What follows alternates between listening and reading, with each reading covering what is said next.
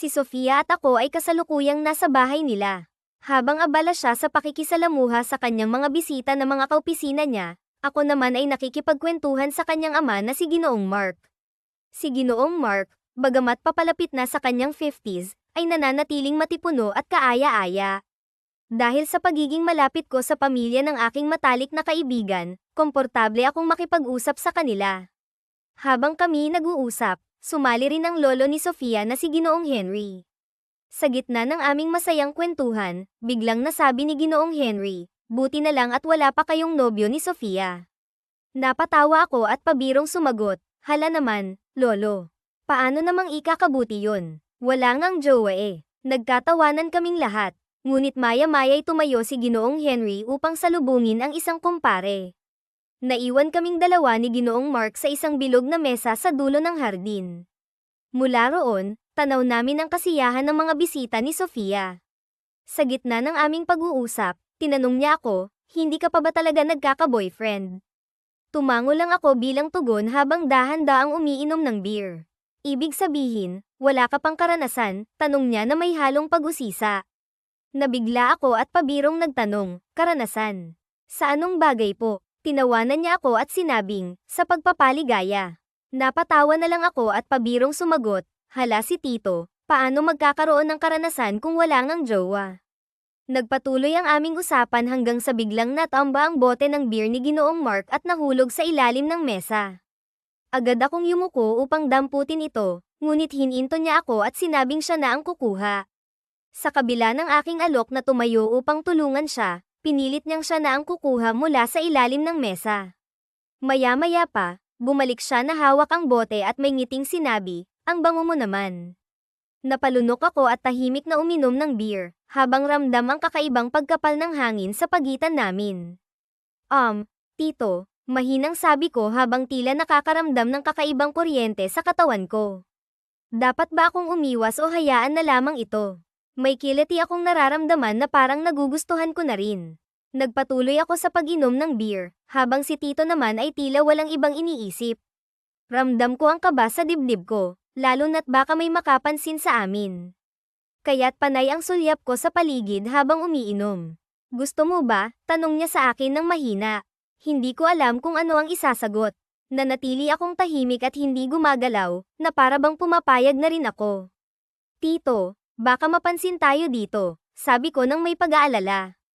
"Ako nang bahala," bulong niya, na nagdulot sa akin ng bahagyang pagkagatlabi. Uminom ulit ako ng beer para maibsan ang kaba. Tito, nakakahiya po," sambit ko. "Ayos lang yan," sagot niya sa parehong mahinang tono. Dahil gabi na at abala ang karamihan ng mga bisita sa party, mukhang walang makakapansin sa amin. "Masarap ba?" tanong niyang muli, at napatango na lamang ako.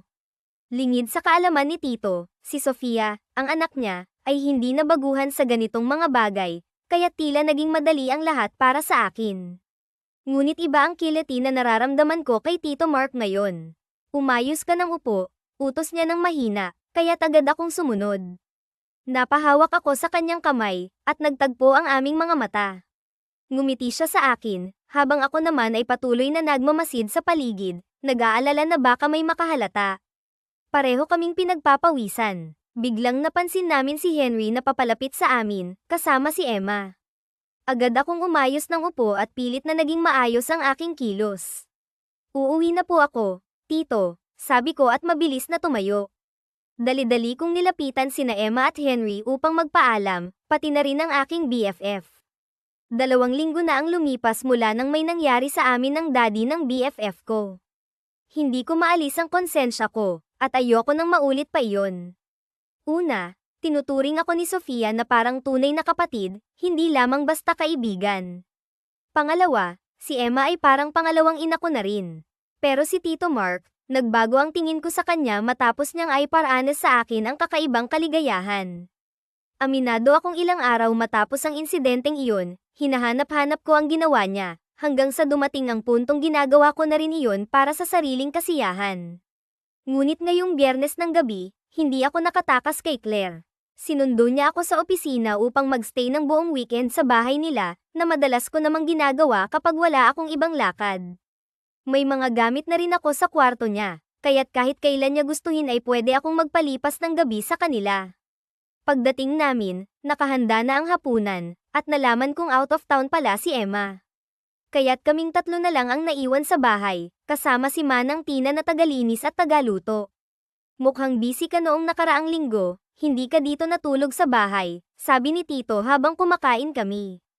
Nilunok ko muna ang pagkain bago siya tinignan. Nang magtama ang aming mga mata, agad akong umiwas dahil iba ang tingin niya sa akin. Yes, Tito, tungkol po sa trabaho, nakangiti kong sagot. Baka naman nakipag-date ka lang, biro ni Sofia, ngunit napansin kong nag-iba ang tingin ni Tito Mark sa akin. Mukhang nagseselos. Sus, wala akong kadate, kung puro documents, natatawang sagot ko. Napatawa na rin si Tito pero malagkit ang tingin nito sa akin. At ano kaya ang sandali simula ngayon? Malamang kapag nasolo niya ako ay wala na naman akong kawala sa kanya. Ayoko na sanang may mangyari ulit pero tingin pa lang ni Tito sa akin ay parang nakakaramdam na ako. Dad, movie night kami ni Amy mamaya sa TV room. Sali ka, tanong ni Claire sa ama niya. Syempre dapat may kasamang inuman pa, biro ni Tito. Kinakabahan yata ako sa pwedeng mangyari during movie marathon at inuman naming tatlo. Nag-prepare muna kami ni CL at nagsuot na ng pantulog para after ay diretso tulog na. Nang makarating at makapasok kami sa loob ng TV room ay sobrang lamig. Hala dad, ang lamig. Pasiga na sad ni CL sa kanyang daddy. Mas masarap, mas malamig kasi siguradong mag-iinit tayo sa inuman. Natatawang wika nito. Nakabalot si Tito ng blanket at may naka-ready na blanket din para sa amin ni BFF. Nakahanda na rin ang mga beers at pulutan at ready to play na rin ang unang movie na papanoorin namin. L-shape ang supa nila dito at malapad si Sofia ay pamwesto agad sa kabilang side at diniretso ang paa sabay balot ng blanket na malaki. Si Mark ay nasa kanan ko at naupo ako sa tabi niya sabay balot ng malaking blanket dahil nga sobrang lamig sa loob. Magkatabi kami ni Tito at bahagyang damaykit siya ng upo sa akin at inabutan kami ni Claire ng tig-isang bote ng beer. Sinimulan niya na ang unang movie. Noong una ay nagkukwentuhan at tawanan pa kaming tatlo hanggang sa unti-unting tumatahimik si Claire. Mukhang nagiging focus na siya sa movie. Gayon din naman ako at si Tito. Nasa kalagitnaan na ng pelikulang pinapanood nang maramdaman ko ang kamay ni Tito at napatingin ako sa kanya. Patay pa ang ilaw ng kwarto at bukod tanging liwanag mula sa malaking TV screen ang nagsisilbing ilaw ng buong paligid namin. Hinahawi ko paalis ang kamay niya. Nakasuot lang din kasi ako ng pang-duster na pantulog na may caron prints. Parehas kami ni CL. Tinignan ko si Tito at binalingan ko rin ng tingin si CL na hindi kumikilos at nakahiga lang. Hindi yan lilinggan, huwag ka lang maingay, bulong ni Tito at ang bulong niyang iyon ang nagdala sa katawan ko ng kakaibang kuryente. Hindi na sa TV screen ang tingin ko, kundi nakabantay ang mga mata ko sa aking BFF. Nakatulog pa si Sofia or busy sa panonood. Gusto ko siyang sip-in ng paa para malaman pero naka-Indian sit kasi ako. Na miss ko. Amy, bulong muli niya sa tenga ko. May hawak kaming bote ng beer at sunod-sunod ang tungga ko. Napatingin ako kay Tito at saktong nailawan kami ng liwanag mula sa TV screen at hindi ko masyadong inalis ang tingin sa nakahigang si Claire. Makapal ang mga blanket na bumabalot sa amin ni Mark at madilim ang buong silid kaya hindi halata. Bilang sandali pa ay halos hinggilan ako at sabay taklab ng kumot sa mukha. Marahan akong tinapak-tapik ni Tito at inalis na ang kamay niya. Nang ilabas ko ang mukha ko mula sa loob ng kumot ay nakangiti siya sa akin. Sakto naman na pagtayo ni Claire. Mabuti na lang at tumigil na si Mark. Kabado man pero nagpaalam muna ako na pumunta sa banyo para na rin maglinis. Na bigla ko nang isasarado ko na sana ang pintuan ng maliit na banyo dito sa may kusina ay biglang may hamarang na kamay si Tito. Pero Tito, baka mahuli tayo ni Sofia. Pag-aalala ko, isinandal niya ako sa may gilid ng banyo ngunit hindi niya isinarado ang pintuan. Sobrang nag-aalala at kinakabahan ako na baka sundan kami ni Sofia dito. Tama na po muna pagtanggi ko.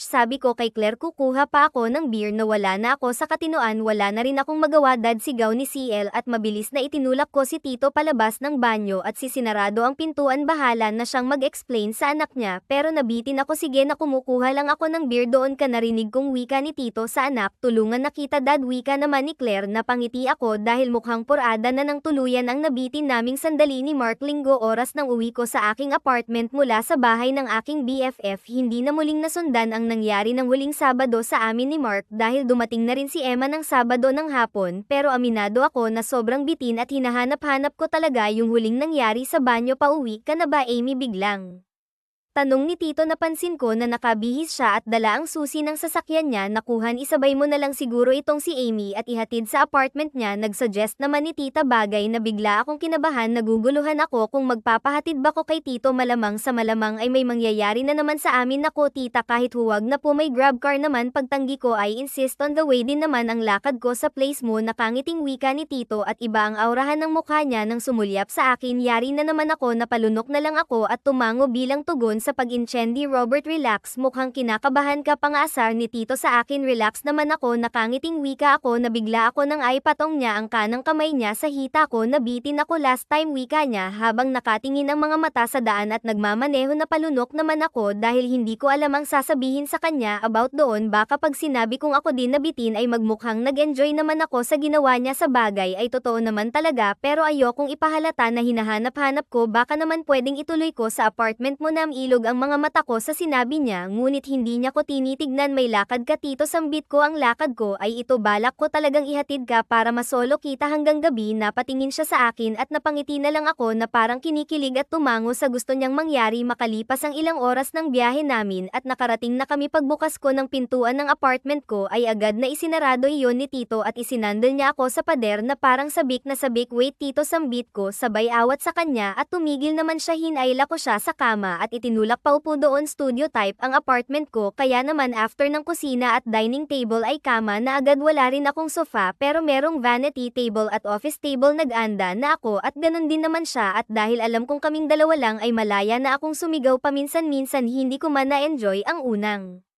pagkakataon na ito dahil sa hapdi na aking nadama ay masaya naman ako dahil nangako siyang magiging madalas niya na akong papaligayahin. Kinabahan ako na baka makabuo kami, ngunit wala na akong nagawa pa nang matapos na binyagan na kita. Babe, nakangiting wika niya. Tumayo siya at tinungo ang banyo. Narinig ko na lang ang lagaslas ng tubig mula sa shower, ngunit hindi niya isinarado ang pintuan. Habol hininga din naman ako ko at pilit na tumayo para puntahan din siya sa banyo. Hinayla niya akong pat-apat sa ilalim ng shower. Magdamag kaming nagpakaligaya ni Mark hanggang sa abutin siya ng madaling araw dito sa apartment ko. Halos walang kasawan kaming dalawa. Umaasa ako na masundan pa ulit itong ganitong klase ng magdamag kasama si Mark. Ang after nang nangyari sa amin ni Mark ay malaya niya akong binibisita gabi-gabi sa apartment ko. Nakakarami kami bago siya uuwi ng late night or madaling araw na sa asawa niya. Hinahanap-hanap ko na nga at ito ako ngayon nandito sa bahay ng aking BFF dahil weekend na naman. Kumpleto sila sa bahay at siguradong nag-iisip si Tito kung paano siyang pupuslit para makaisa sa akin at mukhang nakaisip siya ng paraan dahil nagwo-work ako sa isang real estate company at si Tito ay working at may mataas na posisyon sa isang construction company. Iyon ang ginamit niyang reason. May i-discuss sana daw siya sa akin about lands and kukuhanin ang opinyon ko. Hindi na rin naman kami pinakialaman ni Emma dahil may bisita ito na mga amigas niya at si BFF naman ay busy sa favorite niyang kay drama na pinapanood sa loob ng TV room nila. Ako naman ay sumunod kay Tito sa second floor sa office room niya. Pagkapasok ko ay sinarado sa back ang pintuan pero nag-open siya ng laptop niya para daw makatotohanan na may discussion kami about work. Nakaupo siya sa kanyang shell office chair at tinawag niya ako. Pinakandong ako sa kanya na ginawa ko naman at maya-maya nga lamang ay hingal na ibinagsak ko ang katawan ko. Payakap sa kanya at niyakap niya rin ako. Paano I explain sa kanila na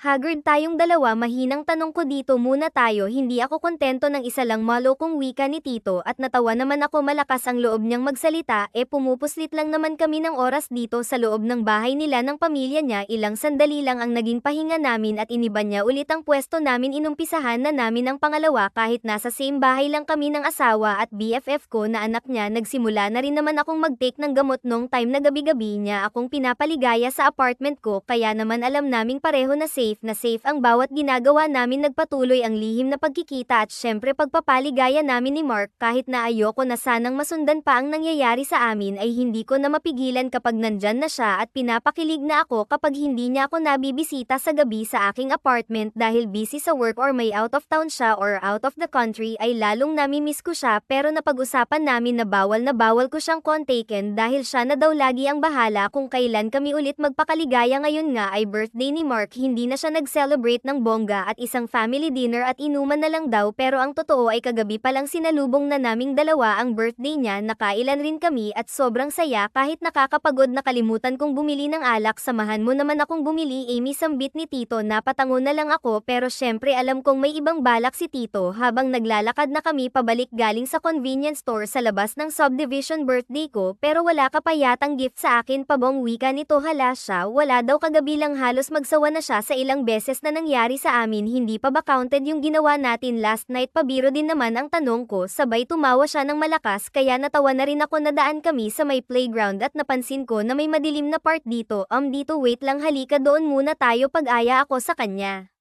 Nagtataka man siya pero sinundan pa rin niya ako. Anong meron dito? Tanong niya. Dinala ko siya sa madilim na part ng playground, yung tipong hindi abot ng street lights. Upo ka dyan, utos ko sa kanya habang tinuturo ang dulo ng slide. Inilapag niya sa daban ang dalang mga plasti ng alak at naupo sa dulo ng slide. Lumuhad ako at tinignan siya ng nakangiti. Gift mo sa akin? Tanong niya, ngunit ngiti lang ang isinagot ko sa kanya. Sana lang din walang makapansin sa amin dito. Gusto ko kasi talaga siyang bigyan ng ganito, lalo pa ngayon na birthday naman niya. Pagkatapos makamit ni Tito ang ligaya na regalo ko sa kanya ay bumalik na kami sa bahay nila. Nagtataka man ang asawa at si BFF ko kung bakit ang tagal namin ay nakalusot pa rin. Ang reasoning ni Tito na madaming bumibili sa convenience store kahit na kami lang naman talaga ang bumili doon. Masaya at smooth naman ang lihim namin ni Mark. Sa ngayon nga ay Friday night at nag-text ako kay BFF na hindi muna ako makakapag-weekend sa house nila dahil may importante akong aasikasuhin about work, pero ang totoo ay lihim akong sinundo ni Tito at dadalhin niya ako sa langit. Syempre alam ko kung anong langit iyon. Na-excite naman ako at kusang sumama sa kanya. Dinala niya ako sa isang malamig na lugar na malapit lang sa city. Nag-rent siya ng isang room. Pagpasok sa hotel room namin ay agad akong hinayla ni Tito at dinala pa arap sa may glass door palabas ng balcony. Paliligayahin kita ngayong buong weekend, ulong niya sa akin at natawa naman ako. Pareho na work-related ang reason namin sa munting bakasyon na ito, pero ang totoo ay siguradong tatrabahuhin namin ang bawat isa. Nabigla ako and piringan niya ako ng tela sa mata at wala talaga akong maaninag kahit simpleng liwanag. Tiyo, ano? Tatanong ko. Relax ka lang, akong bahala sa'yo. Nakakakiliting bulong niya sa tenga ko. Nararamdaman ko na lang na inaalis niya ang mga humahad lang sa akin. Naalala kong bigla na nakaharap ako sa may glass door ng balcony dito. Nakasarado ba ang curtain? Tanong ko. Enjoy mo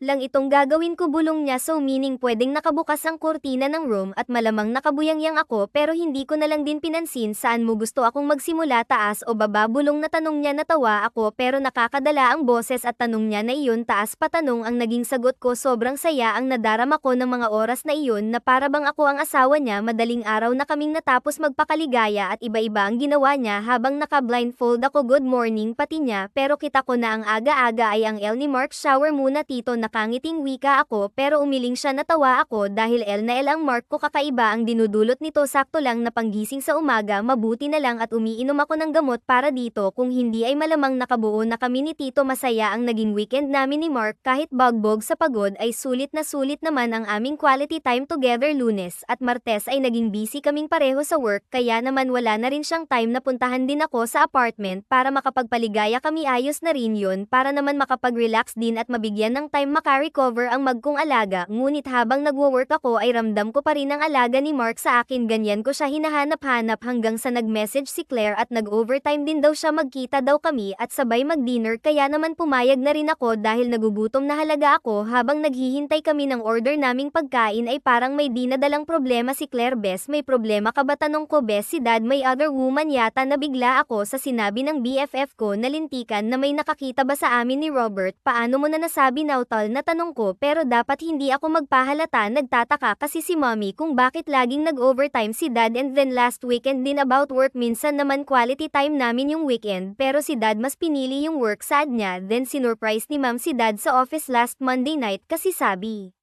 niya overtime daw siya ang ending. Best, nasa kondongga ni Dad yung secretary niya. Nanlapad ang tenga ko sa narinig si Mark may iba pang babae other than me. Simula nang marinig ko yon kay Sofia ay hindi na ako nag-reply sa mga messages ni Mark kahit nangangamusta siya sa weekend daw ba sa house nila akong magstay. Ay naku, ayoko nga maiba pa pala. Kahit gabi-gabi na winawasak niya ito sa akin. Malalim na ang gabi, biglang bumukas ang pintuan ng apartment ko. Nagulat ako sa pagdating ni Mark. Naalala ko, binigyan ko nga pala siya ng duplicate key dito kaya madali lang din siyang makapasok. Gising ka pa ba? Tanong niya. Tinalikuran ko siya habang nakahiga pa rin ako sa kama. Naramdaman ko yung pag-upo niya sa higaan ko pero hindi ko pa rin siya pinapansin. May problema ba? Tanong niya. Hindi ako kumikibo. Nakasuot lang ako ng sando at cotton shorts dahil matutulog na ako. Pero itong si Robert ay sinimulan akong halik-halikan sa balikat. Nakikiliti ako pero pinipigilan kong madala dahil inis ako sa kanya.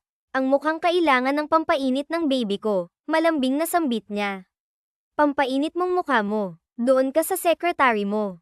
Nakakainis. Gusto ko siyang sigawan ng ganon, pero sino ba naman ako? Kabit din naman niya ako.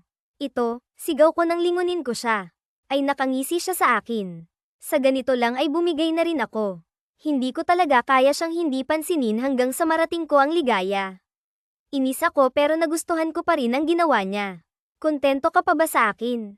Bakit may secretary pa? Tanong ko. Tumawa si Tito ng malakas kahit hinihingal pa siya. Sinadya ko yun para hindi mabaling sa atin ang pagdududa ni Emma mo, paliwanag niya. So nagdudunong pa siya, at may point din naman siya. Hinapit ko siya ng yakap. Bati na ba tayo? Pwede ko na bang ituloy ang paligayahin ka ng magdamag? Yung tanong niya. At natawa na lang ako. As usual, magdamag ang naging pagsasama namin. And take note, may pasok pa kinabukasan dahil Biyernes lang naman. Pero, heto ako, bukang liwayway sa kanya. Mga ilang buwan pa ang lumipas at nagiging super attached na kami ni Mark sa isa't isa. May times na hindi na siya sama-sama sa asawa at anak niya kapag may out of the country sila dahil mas gusto niyang makasama ako. Sa ngayon ay birthday ni Henry at syempre may pa-ballroom party, kaya naman todo effort kami ni Claire sa aming sexy na suot. At alam kong kanina pa nabibighani si Tito sa suot ko hapit na ballroom dress na may mataas na double slit at backless pa. Matapos kong makipagsayaw sa pinsan ni Claire ay lumabas muna ako ng venue dahil nga kinukulit ako ng pinsan niya. Napansin ko si Mark na saktong nakatayo at nakasandal sa sasakyan niyang nakapark sa di kalayuan. And take note, medyo madilim sa lugar kung saan siyang nagpark. Nakita niya ako kaya sinenyasan niya ako na lumapit sa kanya. Pagkalapit ko ay agad niya akong sinandal sa pintuan ng kotse niya. Dito, baka may makakita sa atin, wika ko. Day. Ang sexy mo kasi. Kanina pa ako naiinitan, wika niya. Huwag ka sa braso humawak. Diyan na lang sa sasakyan para mukhang nagkukwentuhan lang tayo. Utos niya at bumitaw ako sa kanya. Napapatingala ako pero inaawat ako ni Tito para daw hindi masyadong halata na may kakaiba kaming ginagawa. Biglang dumating si Sofia kaya naman mabilis na inayos ko ang pagkakatayo ko. Bakit nandito kayo ni Dad? Tanong niya. Pangmatanda ang party. Inis na sabi ni Tito at natawa ako. Nainis ako sa pinsan mo kaya lumabas muna ako. Sakto, nakita ko dito si Tito kaya nakapagkwentuhan ako, paliwanag ko. Terrace sa loob. Hinahanap tayo ni Lolo, picture daw tayo sa tropa niya, natatawang wika ni Sofia. At natawa ng malakas si Tito. Pinagmamalaki kasi ni Papa kayong dalawa na apo niya, sambit niya. After makipag-chat-chat sa mga kaibigan ni Henry ay nakita ko si Mark na nakaupo kasama si James at nag-iinuman sila. Lumapit na lang ako at nakisali sa inuman nila. Tutal si Sofia ay kakwentuhan naman ang mga pinsan niyang balikbayan na hindi ko naman kakilala or ka-close. Pwede ba akong sumali? Tanong ko at tumango naman sila. Naupo ako sa gitna nila since iyon lang ang bakanteng upuan. Inabutan nila ako ng beer. Ilang oras pa ang lumipas at nakarami na kami ng naiinom. Maingay na dahil tapos na ang program at inuman, sayawan na lang ang nangyayari. So wala kang boyfriend? Tanong ni James. Natatawa akong tumango. Wala. Ito. Pre, mahina to sa pagpapaligaya. For sure walang karanasan, sambit ni James. Hoy siya. Alam kong hindi naman ako magaling pero marunong din naman. Kung alam mo lang na itong best friend mo ay enjoy na enjoy. Pre, mahusay na rin yan, parang nabuhusan ako ng malamig na tubig sa biglang nasabi ni Mark. Napatingin ako sa kanya at tinaasan lang niya ako ng bote ng beer at ngumiti sabay inom. O talaga, na-try mo na? Pabirong tanong ni James. Tumango naman ang nakangiti si Mark. Ay grabe ka, Tito, sigaw ko sabay hampas sa braso niya at tumawa silang dalawa. Try mo, pang-aasar na tanong ni Tito kay James. Binibenta ba niya ako sa kaibigan niya? Pre, sige ba, nagulat naman ako na sinakyan ni James ang sinabi ni Mark. Ano, Diana, subukan kita, tanong niya sa akin at hindi ako nakakibo agad. Alam kong lasing or may mga tama na kami dahil sa iniinom namin at nakarami na rin, pero bakit parang na-excite ako na subukan kay Tito Sed? Humilig ako at nagpatuloy sa pag-inom ng beer hanggang sa isang kamay ang damapo sa kaliwang hita ko. Pagtingin ko ay kamay ni Mark. Aalisin ko na sana, biglang tab-in ng tablecloth ni Tito. Napaatras ako ng upo. Try natin dito, bulong ni Mark at napangisi naman si James. Husto ni Mark, at biglang inangat ni Tito Sid ang tablecloth at saktong kita niya. Huwag naman dito, Tito. Pakiusap ko. Naramdaman ko na rin ang isang kamay na pagmamayari ni James. Ang saya ng ginagawa ng magkaibigan, pero hindi dapat akong magpahalata. Okay diba? Malong naman, ni Mark nagtawan silang dalawa at ako naman ito, tahimik na ninanamnam at diretsong inom lang ng beer. Gusto kong sumigaw sa saya pero hindi pwede. Masarap ba? Tanong sa akin ni Mark at tumango naman ako. Gaano naman ha? Tanong naman ni James at humilig ako saglit sa kanya malapit sa tenga niya. Sobra, pabulong sa tenga niya. Mahina ang boses ko pero ang itsura naming tatlo ay parang masayang nagkukwentuhan lang. Maya-maya lamang naman maramdaman ko na ang ginhawa ay inalis na nila ang mga kamay nila. Nagpatuloy ang inuman namin habang ang karamihan ay nagsasaya at nagsasayaw. Lumapit sa amin si Emma at inaya si Mark na magsayaw at pinagbigyan niya ito. Naiwanan kami ni James at muling humawak siya sa hita ko kaya napatingin ako sa kanya. Isa pa, wika niya. Kinakabahan ako pero parang gusto ko ulit. Kinakabahan ako dahil hindi naman ako sanay kay James at si Mark lang naman talaga ang nagpapaligaya sa akin. Si Tito Sed ay single pa rin. Siyempre mas okay sana dahil walang sabit, kaya lang mas masaya pa rin kapag si Mark since, kailan ka pa nagpagalaw kay Robert, tanong niya. Alam din niya kasi na pamilya na rin ang turing ng pamilya ni Mark sa akin. Marahil ay nabigla siya sa nalaman niya ngayong araw na ito. Ikaw pala yung kinukwento sa akin ni Robert, natatawang wika niya. May nagpapasarap daw sa buhay niya ngayon, dugtong niya. So ako ang nagpapasarap lang. Ganun lang pala. Pero ayos lang, siya rin naman ang nagpapasarap sa akin. Huwag kang paalata, bulong ni James at umayos ako ng upo. Bigla akong sumandal sa sandal ng inuupuan ko at tinakpan ng dalawang kamay ko ang mukha ko. Good thing. At tumayo si James pero halata ko ang alaga niya na marahil ay gustong-gusto nang mawala kanina pa. Tumayo ako para magpunta muna sa CR at maglinis na rin. Pagbalik ko ay namataan ko agad na nasa same table na ulit ang magkaibigan at bakante pa rin ang upuan sa gitna na inuupuan ko. Hinanap ko muna si Sofia at busy na naman siya sa mga pinsan niyang balikbayan pero nakipagkwentuhan na lang din ako sa kanila para makaiwas muna sa many akis na magkaibigan. Ilang saglit pa ay biglang may nag-abot sa akin ng isang bote ng beer habang nakikipagkwentuhan kina Claire at sa mga pinsan niya. Paglingon ko ay si James pala. Kinuha ko naman agad ang beer na binigay niya. Guys, hiramin ko muna itong kainuman namin ha. Pabirong sabi niya kina Claire.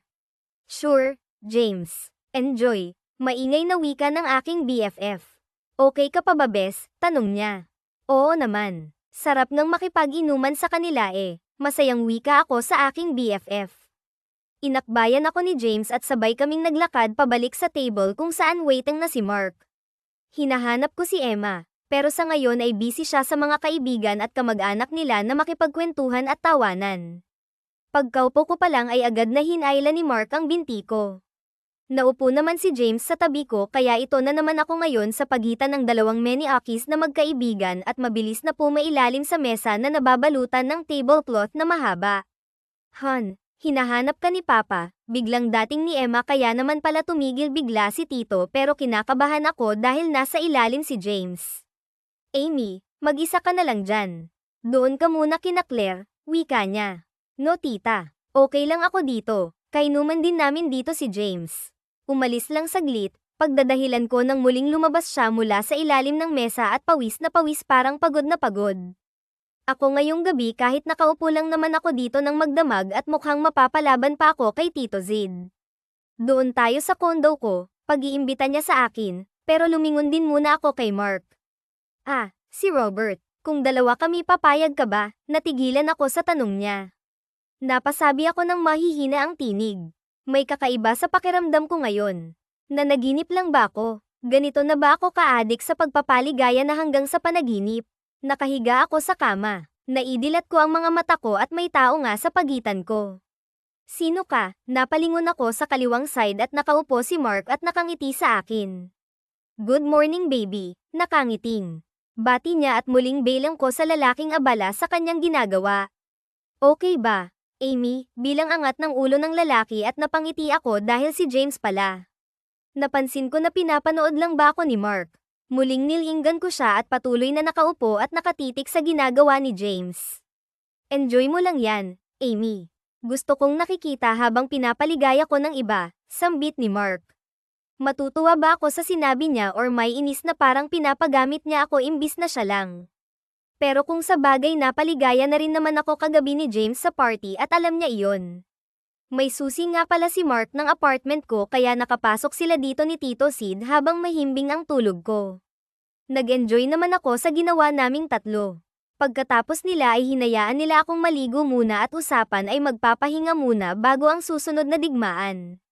Mukhang isang buong araw nila akong papaligayahin at take note weekend pa naman ngayon. Nagri-ring ang phone ko pero hindi ko masagot-sagot dahil busy ako na pinapaligaya ng dalawa. Bago maligo ay tinignan ko ang call history at puro si Sofia kaya nag-run call na ako. Hello Bes, nag-uumpisa pa lang akong makipag-usap sa phone ay biglang nilapitan ako ng dalawa. Paano na lang ako makakapag-focus nito sa kausap ko? Bes, may kasama ka ba? Tanong ni Claire narinig yata niya. Best, oo alam mo naman, nakakaistorbo ka sa ngayon.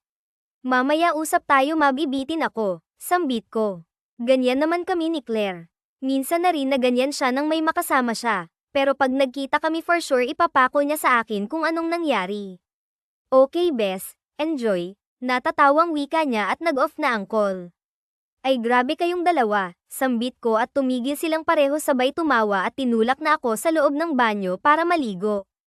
After nang naganap sa amin ni na Mark at James ay hindi na ulit yun nasundan pa. Si Mark naman ay sinulit ang gabi-gabi na nagpapakaligaya kami dahil kailangan niyang samahan out of the country ang asawa niya at bibisitahin nila ang kanyang ina sa Switzerland. Si Sofia naman ay hindi nakasama sa kanila dahil sa work niya sa susunod na lang daw siya at isasama niya daw ako. Sa ngayon ay Friday night at dapat may lakad kami ng office mates ko, pero sabi ko kay Claire ay ngayon na ako uuwi sa house nila para mas matagal ang bonding namin for the whole weekend. Pagkarating ko sa bahay nila ay saktong nakita ko si Manang Tina na paarado na ng gate. Manang, pagbati ko. Ikaw pala Amy. Nandyan sa loob si Claire, sambit niya at napansin ko na may nakapark na sasakyan sa labas. May bisita po ba siya? Tanong ko. Oo, nandyan yung kaibigan ng daddy niya, si Sid, sambit ni Manang at nagpaalam na siya. Paalis kaya ako na lang ang nagsarado ng gate. Si James nandito. Baka may pinapagawa si Mark. Pagpasok ko ng bahay mahinang tinig ng babae ang narinig ko. Sisigaw sana ako ng pangalan ni Sofia. Pero dito muli tinig ang sure ako na si Claire yun or si Claire nga ba talaga yun. Sa second floor ko naririnig ang boses ng babae kaya naman hindi ko na naisara yung main door at dahan-dahan akong umakyat ng hagdan. Muli kong narinig ang mahinang boses ni Sofia. Kinakabahan na ako dahil si James daw ang bisita ng kaibigan ko tapos naririnig ko na may sinasambit siya. Nang marating ko ang second to the last na step ng hagdanan ay napatigil ako na sumilip sa may awang na bal si Sofia nakatayo na kayakap mula sa likuran niya si James na alala ko na may nakakasama din daw siya at hindi ko in-expect na si James pala iyon alam kaya niya na nagkasama kaming tatlo ng daddy niya. Sana naman hindi niya nalaman na na ako sa nakikita ko na upo si Tito sa sofa at kinandang niya si CL. Okay ka pa rin ba sanay kay Tito ha? Sambit ni James so matagal na ba niyang pinapaligaya si CL dito naman mamamagana naman yan wika ni CL na halatang medyo nanghihina pa. Yan nga ang gusto ni Tito di ba ma'am agahang kinabukasan. Nakangising wika nito na patingala si Claire at napasandal sa katawan ni Tito na parang sobrang pagod. Baka dumating na si Amy, sambit nito, tatawag naman yun di ba? Ika naman ni James, mas gusto ko ang saw kaysa kay Amy. Nabigla ako sa sinabi ni James. Ha anong sinasabi mo ti? Sambit ni CL na nagpupumilit lingunin si James sa daddy mo na si Amy kaya isang beses ko lang pinaligaya kasama ang daddy mo sambit ni James na patigil tuloy ako dahil natigilan talaga ako sa sinabi ni Tito Sed kay CL. Tito si daddy at si Amy na best friend ko. Muling tanong ni CL Claire, Mamaya na lang, biglang hinayla ni James si Claire na upo siya sa flooring at hinayla ang kaibigan ko pakandang sa kanya na patulala ako dahil mukhang ibubuking talaga kami ng tuluyan ni James kay Sofia so matagal na rin siguro talaga ang may nangyayari sa kanilang dalawa at siya talaga ang madalas na ikwento sa akin ni Sofia na magaling magpaligaya at sa ngayon alam na rin niya ang tungkol sa amin ng dad niya na ang daddy niya ang tinutukoy kong lalaking nagpapasaya sa akin. So tito may relasyon si daddy at best friend ko. Enjoy na enjoy ang daddy mo sa kaibigan mo. Sagot sa kanya ni James bigla akong kinabahan at kailangan ko na sigurong ihanda ang sarili ko sa magiging resulta ng pagkakaalam ni CL sa namamagitan sa amin ni Mark ang kanyang ama. Kwento ng dad mo nagsubok lang siya sa kaibigan mo nung last birthday mo. Natigilan akong muli sa sinabi ni James. Maganda talaga silang panoorin pero may kaba na akong nararamdaman na baka itakwil na ako bilang kaibigan nito. Enjoy naman si Amy kay dad, tanong ni Sofia. Nung kaming tatlo nga nag-enjoy ako daddy mo pa kaya nagabi-gabi daw na nasolo niya ang best friend mo. Saad ni James, aisel natin ang best friend mo dito. Sambit ni Tito bigla siyang tinignan ni Claire na parang gulat or galit. No. Hingal na pagtutol ni Sofia. Ganun ba? Sige, napangisi si James mukhang delikado pa kung magpapakita pa ako ngayon sa BFF ko iiwasan ko na lang muna siya kaya kahit nael ako sa kanila ngayon ay dahan-dahan akong bumababa ng hagdanan at nilisan ang bahay ng aking kaibigan bago ko isarado ang pintuan ay malalakas na boses nilang dalawa ang umalingaw sa buong bahay halos 1 whole month na hindi ako nagpaparamdam kay Claire Cahill kino-contact niya ako at ang last message niya sa akin, guilty ka ba best dahil nag-on kayo ni dad ng madalas? Kaya alam ko na alam niya na talaga pero hindi ko na siya ni-replyan pa maging si Mark ay hindi ko na rin kinakausap bago pa umuwi sila ni tita ng bansa ay umalis na ako sa apartment ko at nag-file ako ng indefinite leave sa work at dinilan ko na lang ang parents ko hindi ko alam kung paano ko silang haharapin na magdadag ako na sobrang hinahanap-hanap ko si Mark at ang pagpapaligaya nito sa akin nagte-text sa akin ang ilang ka-close ko sa opisina dahil pinupuntahan daw ako doon ni Claire at hinahanap ako maging ang address ko daw dito sa probinsya ay pilit niyang alam hindi ko kasi sinasabi sa kanila kung saan talaga akong nakatira dito sa probinsya pero alam naman nila itong lugar namin yung eksaktong bahay lang ang hindi nila alam lumipas ang ilang taon masaya at simple naman ang naging pamumuhay ko sa probinsya namin kasama sina nanay at tatay at dalawang kapatid ko kaya lang hinahanap-hanap ko pa rin ang buhay sa syudad kaya naman nagpaalam ulit ako kina nanay na luluwas ulit at magwo-work si since nabalitaan ko na rin naman noon na nag-asawa na daw si Sofia at may sarili na itong pamilya na nakatira ngayon sa Switzerland pati ang mommy nito na si Emma ay nandoon na rin pero naiwan dito sa Pinas ang daddy niya sa trabaho at may bagong negosyo sila sa ngayon ay may nakuha akong work na pwedeng applyan at isang secretarial position kaya naman tinanggap ko na lang din kahit na dati ay nasa real estate company ako isa siyang construction company na bagong tayo daw. Hay ako pala yung applicant, may nahongwi ka ako sa isang matandang babae, ikaw pala ang magiging kapalit ko if ever na matanggap ka. Nakangiting wika nito. Kailangan ko na rin kasing mag-retire sa work at isa pa pinagbigyan ko lang si Roberto dahil anak siya ng dati kong amo na si Sir Freddy. Medyo nabiglaak sa mga name na naririnig ko seems like familiar pero baka kapangalan lang naman nila habang nakaupo ako sa waiting area ay may isang babae na pumasok na patanjin ako pero laking gulat nang mamukhaan ko ito. Hi Ate Linda, nandyan na ba ang applicant? Tanong nito sa matandang secretary. Yes ma'am, ayun siya. Itinuro ako at nang magkatinginan kami ay biglang kumabog ang dibdib ko. Oh hi Amy, ikaw pala ang applicant. Masayang batis sa akin ni Emma. Akala ko ba nasa Switzerland sila? Hello po tita. Nautal na bati ko, kinakabahan ako baka alam niya ang tungkol sa amin ni Mark at bigla akong sabunutan dito. Kailangan pa ba kitang interviewin? Nagtaka akong bigla. Ate Linda, hard na siya train her sa mga need niyang malaman at sa mga schedules ni Robert si Sid wala pa ring nakukuhang secretary kaya pwedeng si Amy na rin muna pansamantala. Sat ni Emma alam ba niya or hindi niya alam at pati si James nandito nakatitig lang ako kay Emma at kumakabog ang dibdib ko. Dear, kinakabahan ka ba? Tanong niya. Si Robert ang CEO nitong bago niyang company along with his friend Sid, kilala mo rin naman di ba? Sa dami ng sinabi niya ay tango lang ang naisagot ko. Sabi ni Sofia sa amin ng tito mo bigla ka na lang daw hindi nagparamdam at tita kasi po may family matters na lang po ayusin sa province. Ayoko na pong makaistorbo rin sa inyo pagdadahilan ko sus pamilya ka na nga sa amin. Nakangiting wika nito. Nandyan na ba ang new secretary ko? Magkasalubong ang tingin namin ni Mark ay biglang umiti siya sa akin. Aba Amy, nandito ka? Sambit niya. Yes han, siya ang new secretary mo. Wait, share muna kayo ng secretary ni Sid ha. Pag-remind sa kanya ni tita. Oo ba, malapad ang iti ni Mark at alam ko na rin kung bakit. Hello, may secretary na ba or need interview na? Bigla rin si Tito S nang makita ko. Amy, nakangiting wika ni Tito sa akin. Oy Sid, hiring pa ng secretary mo si Amy ang kay Robert, wika ni tita na para bang sinasabi nitong kay Mark lang ako. Okay fine, pero as of now pwede pa rin makishare pre.